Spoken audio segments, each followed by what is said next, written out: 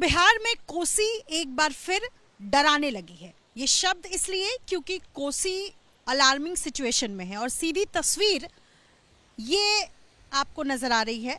कोसी जिसकी धार आप देख सकते हैं बेहद तेज है और सामने जो आपको नजर आ रहा होगा वो नेपाल है, यानी मैं नेपाल इंडिया के बिल्कुल बॉर्डर के पास मौजूद हूँ।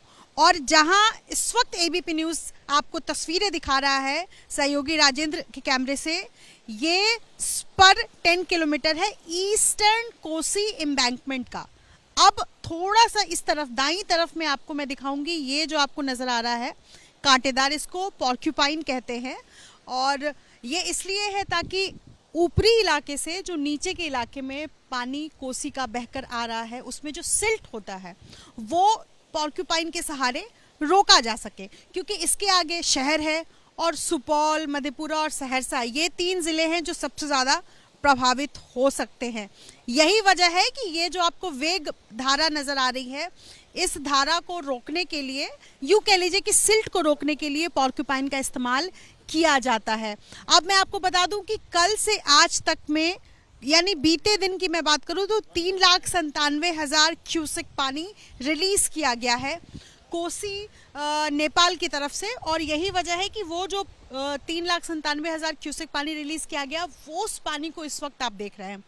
मेरे साथ यहाँ स्पॉट पर मौजूद चीफ इंजीनियर वरुण कुमार है। सर, आपकी भाषा में मैं कहूँ तो 3,97,000 पानी अलार्मिंग सिचुएशन है, ये क्या है? हाँ बिल्कुल, ये हम लोग कहते हैं कि जैसे जैसे पानी राइज करता है, जैसे ये 1,05,000 के बाद ऊपर पानी राइज करने लगा और बहुत तेज़ी से राइज किया, क्योंकि ऊपर जो कैचमेंट हमारा बैराज क्षेत्र होता है, इसके बैराज के अपर स्ट्रीम में उसमें भारी बारिश हो रही थी।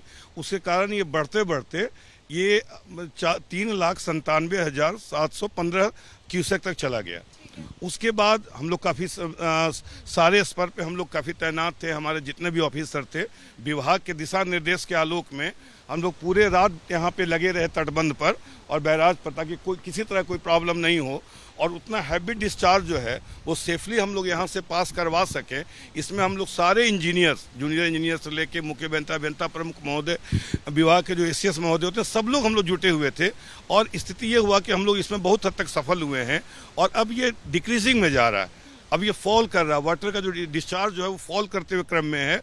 और अभी 1,79,000 है ना कि क्यूसेक पानी 12 बजे रिलीज हुआ है।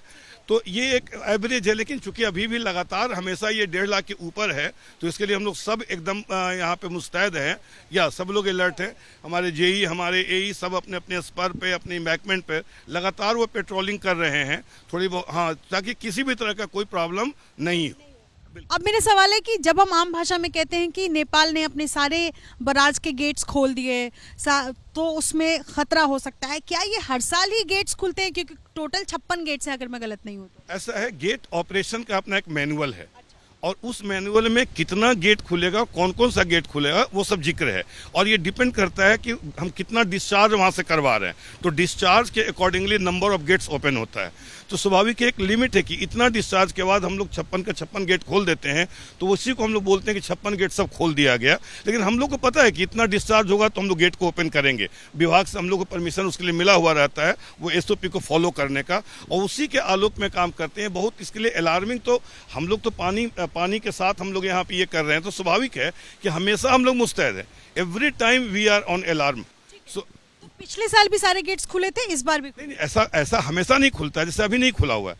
अभी 23 गेट्स खुले हैं ना, अभी 23 गेट्स खुले हुए हैं। चूंकि अभी डिस्चार्ज कम है, डिस्चार्ज बढ़ेगा तो कुछ और गेट्स ओपन होंगे, वो सब SOP में बुक में मेंशन किया हुआ है। क्या अभी नेपाल में ऊपरी इलाके में बारिश हो रही है? आज बारिश हो रही है, लेकिन मॉडरेट है, बहुत हाई नहीं है, मॉडरेट है ना। एक संभावना है, हम लोग अभी तो जैसे प्रेडिक्शन की बात कर रहे हैं कि हो सकता है कुछ राइज करे, तो अभी राइज करेगा तो हम लोग तो हर समय तैयार हैं, हम लोग को इसके लिए कोई दिक्कत नहीं है।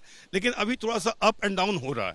बहुत शुक्रिया सर। Thank you. आपको तस्वीरें दिखा दूं एक बार अपने सहयोगी राजेंद्र के कैमरे से। चूंकि हम जहां खड़े हैं ये 10 किलोमीटर का स्पर है, जैसा इंजीनियर साहब बता रहे थे, और ये आपको नजर आएगा कोसी का ये पूरा इलाका। चूंकि देखिए, कोसी को बिहार का शोक कहा जाता है, ऐसा इसलिए क्योंकि हर बार जब कोसी उफान पर होती है तो वो डराती है और कई कई ज़िले जो है वो तबाही का मंजर जो है वो पिछली बार भी देखने को मिला था। ऐसा कोसी का इतिहास रहा है। ये तस्वीर आपको देख, इसको कहा जाएगा कि ये अलार्मिंग सिचुएशन है। अब देखिए ये यहाँ पर इसको रोकने के लिए ये स्पर जो है वो बनाए गए, ये आप देख सकते हैं, ताकि इसको बहुत हद तक कंट्रोल किया जा सके। इस पूरे इलाके में सिर्फ और सिर्फ आपको पानी नजर आ रहा होगा। नेपाल ठीक उस इलाके में है। ये जो आपको दिख रहा है ये नेपाल का बॉर्डर है। थोड़ी दूरी पर कोसी बराज है।